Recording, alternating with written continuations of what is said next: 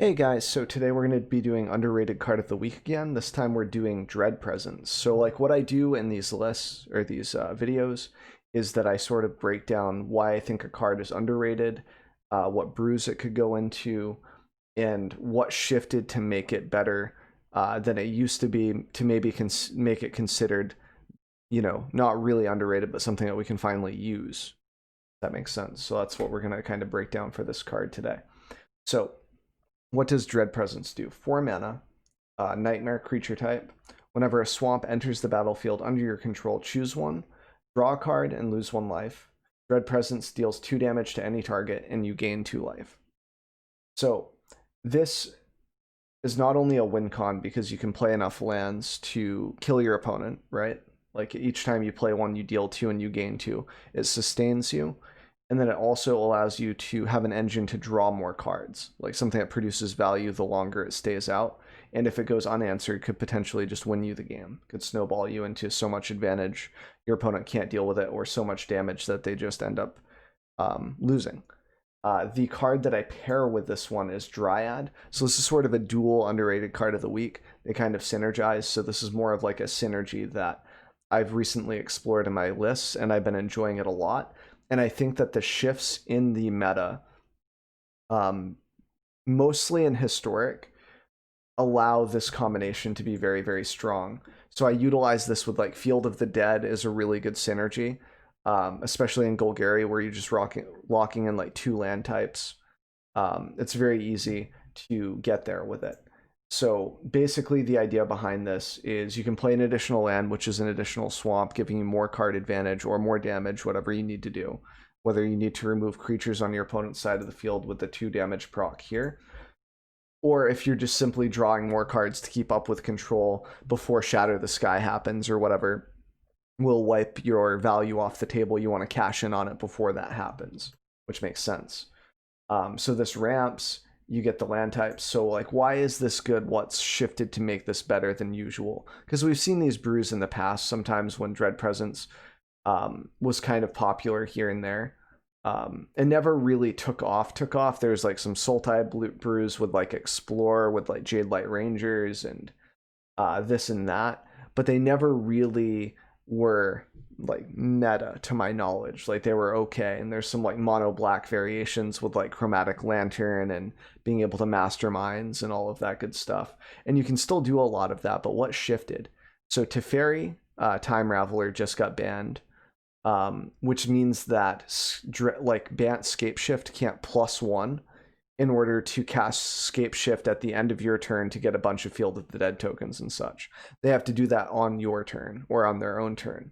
So like you're able to respond to that by Scape Shifting yourself, sniping down all of their tokens, maybe doming the opponent, etc. It just the lack of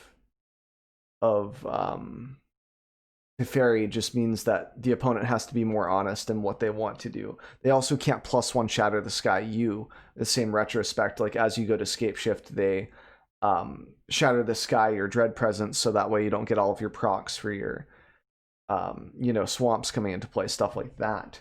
So the reason why I like this is because the shifts in the meta, like Teferi also can't come down and bounce Dread Presence, which was always annoying to have your combo reset. Like there's been a lot that's shifted to make this guy a little bit better, especially in historic.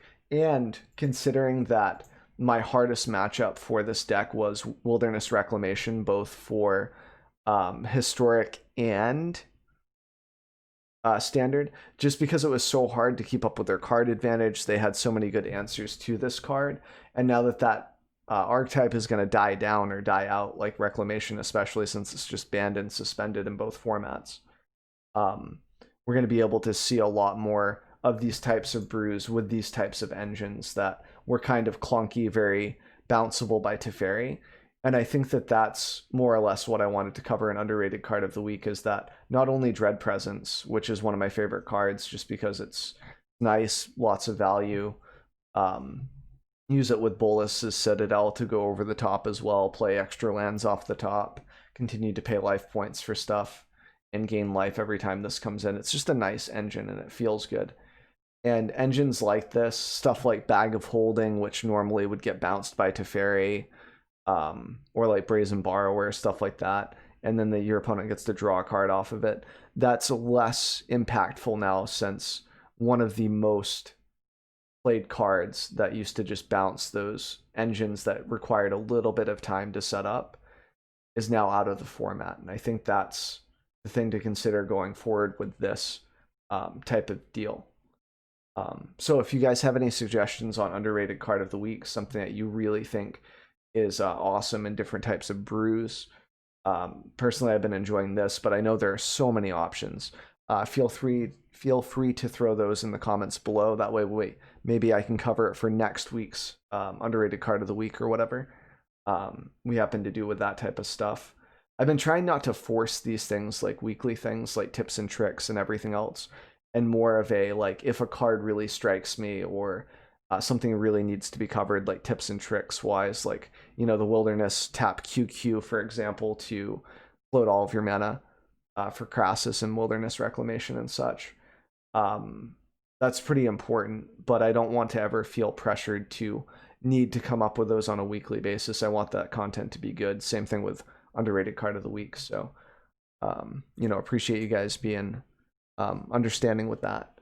And with that being said, we're going to hit the end of the video here. So there'll be an end panel where you can click my dumb face to subscribe. Really helps the channel out. And there'll be a recent video if you want to check out some more content. Been putting up a new YouTube video a day for the better part of like 2 or 3 months now. And I'd like to keep doing so. So hopefully you guys enjoyed the content, learned something helpful, and I will catch you guys for the next video.